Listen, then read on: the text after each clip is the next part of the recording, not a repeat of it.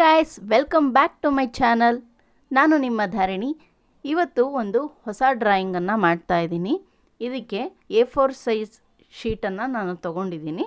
ಇದಕ್ಕೆ ನಾನು 1.5 ಸೆಂಟಿಮೀಟರ್ ಗ್ಯಾಪಲ್ಲಿ 4 ಸೈಡ್ಸು ಕೂಡ ಪಾಯಿಂಟ್ಸನ್ನು ಇಟ್ಕೊಂಡಿದ್ದೀನಿ.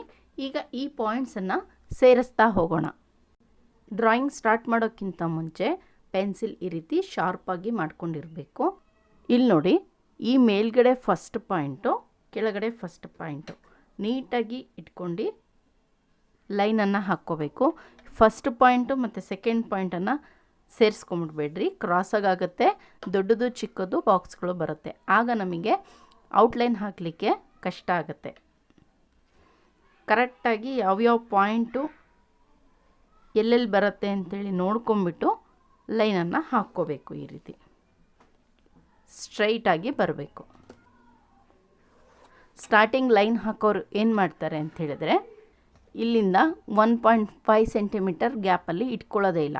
1 ಸೆಂಟಿಮೀಟರ್ ಇಟ್ಕೊಳ್ತಾರೆ, ಆಮೇಲೆ 1 ಪಾಯಿಂಟ್ ಇಟ್ಕೊಳ್ತಾರೆ, ಆಮೇಲೆ 1.4 ಇಟ್ಕೊಳ್ತಾರೆ. ಆ ರೀತಿ ವೇರಿಯೇಷನ್ ಆಗುತ್ತೆ. ಈ ರೀತಿ ವೇರಿಯೇಷನ್ ಆಗಿದ್ರೆ ಏನಾಗುತ್ತೆ, ನಮಗೆ ಲೈನ್ಸ್ಗಳು ನೀಟಾಗಿ ಬರೋದಿಲ್ಲ. ಆಗ ಗ್ರೀಡ್ ಕರೆಕ್ಟಾಗಿ ಬಂದಿಲ್ಲ ಅಂತ ಹೇಳಿದ್ರೆ ಆಟೋಮೆಟಿಕಲಿ ನಮಗೆ ಔಟ್ಲೈನು ರಾಂಗಾಗೆ ಬರುತ್ತೆ. ಆವಾಗ ಎಷ್ಟನೇ ಲೈನು, ಯಾವ ಬಾಕ್ಸು ಎಲ್ಲಿದೆ ಏನು ಗೊತ್ತಾಗೋದೇ ಇಲ್ಲ ನಮಗೆ. ಆದಷ್ಟು HB ಪೆನ್ಸಿಲ್ ಲೈಟಾಗಿ ಯಾವ್ದು ಬರೆಯುತ್ತೋ ಆ ಪೆನ್ಸಿಲನ್ನು ಲೈನ್ ಹಾಕಲಿಕ್ಕೆ ಯೂಸ್ ಮಾಡಬೇಕು. ತುಂಬ ಡಾರ್ಕಾಗಿ ಏನು ಬೇಡ, ನಮಗೆ ವಿಸಿಬಲ್ ಆದರೆ ಸಾಕಾಗುತ್ತೆ ಲೈನ್ಸು. ಔಟ್ಲೈನ್ ಹಾಕಾದ್ಮೇಲೆ ನಾವು ಇದನ್ನು ಎರೇಸ್ ಮಾಡೋದ್ರಿಂದ ಇದು ಲೈಟಾಗೇ ಇರಬೇಕು. ತುಂಬ ಒತ್ತಾಗಿ ಡಾರ್ಕಾಗಿ ಬರೆದ್ರೆ ಲೈನ್ ಹಾಗೇ ಉಳಿಯುತ್ತೆ. ಹಾಗಾಗಿ ನಾವು ಮೊದಲು ಲೈಟಾಗೆ ಹಾಕ್ಕೋಬೇಕಾಗತ್ತೆ.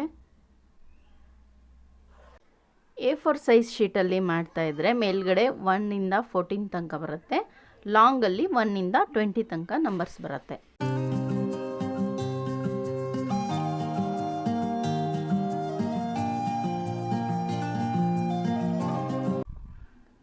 ಇವತ್ತು ಬಸವಣ್ಣ ಅವರ ಚಿತ್ರವನ್ನು ನಾವು ಬಿಡಿಸೋಣ. ಮೊದಲಿಗೆ ಔಟ್ಲೈನನ್ನು ಹೇಗೆ ಹಾಕೋದು ಅಂಥೇಳಿ ನೋಡೋಣ. ಈ ಮೊಬೈಲಲ್ಲಿ ಗ್ರೀಡ್ಗಳನ್ನು ಹೇಗೆ ಹಾಕೋದು, ಲೈನ್ಸ್ಗಳನ್ನು ಹೇಗೆ ಹಾಕೋದು ಅಂತ ಗೊತ್ತಿಲ್ಲ ಅಂದರೆ ಕಮೆಂಟ್ ಮಾಡಿ, ನಾನು ನಿಮಗೆ ತಿಳಿಸ್ಕೊಡ್ತೀನಿ. ಈಗ ಸ್ಟಾರ್ಟ್ ಮಾಡ್ಕೊಳ್ಳೋಣ ವಿಡಿಯೋ. ಮೇಲ್ಗಡೆ 5ನೇ ಬಾಕ್ಸು, ಕೆಳಗಡೆ 8ನೇ ಬಾಕ್ಸು. ಇದರ ಮಧ್ಯೆ ಎಲ್ಸಿರುತ್ತೋ ಯಾವ ಬಾಕ್ಸು ಅಲ್ಲಿಂದ ಕಣ್ಣನ್ನು ಸ್ಟಾರ್ಟ್ ಮಾಡ್ಕೋಬೇಕು. ಎಲ್ಲ ಚಿತ್ರಕ್ಕೂ ಇಲ್ಲೇ ಸ್ಟಾರ್ಟ್ ಆಗುತ್ತೆ ಅಂತ ಇಲ್ಲ. ಈ ಗ್ರೀಡಲ್ಲಿ ಈ ಚಿತ್ರಕ್ಕೆ ಈ ಲೈನಿಂದ ಸ್ಟಾರ್ಟ್ ಆಗಿದೆ, ಹಾಗಾಗಿ ಇಲ್ಲಿಂದ ಸ್ಟಾರ್ಟ್ ಮಾಡ್ತಾ ಇದ್ದೀನಿ. ನಾನು ಕೂಡ ಸಬ್ಸ್ಕ್ರೈಬ್ ಮಾಡ್ಕೊಳ್ಳದೆ ನೋಡ್ತಾ ಇದ್ದರೆ ನನ್ನ ಚಾನಲನ್ನು ಪ್ಲೀಸ್ ಸಬ್ಸ್ಕ್ರೈಬ್ ಮಾಡ್ಕೊಳ್ಳಿ. ಹಾಗೆ ಪಕ್ಕದಲ್ಲಿರೋ ಬೆಲ್ ಬಟನನ್ನು ಕ್ಲಿಕ್ ಮಾಡಿ. ಈ ವಿಡಿಯೋ ನಿಮಗೆ ಇಷ್ಟ ಆದರೆ ಲೈಕ್ ಮಾಡಿ, ಶೇರ್ ಮಾಡಿ. ಹಾಗೆಯೇ ಏನಾದರೂ ಕ್ವಶನ್ಸ್ ಇದ್ದರೆ ಕಮೆಂಟ್ ಮೂಲಕ ಕೇಳ್ಬೋದು, ಅದಕ್ಕೆ ನಾನು ರಿಪ್ಲೈ ಮಾಡ್ತೀನಿ.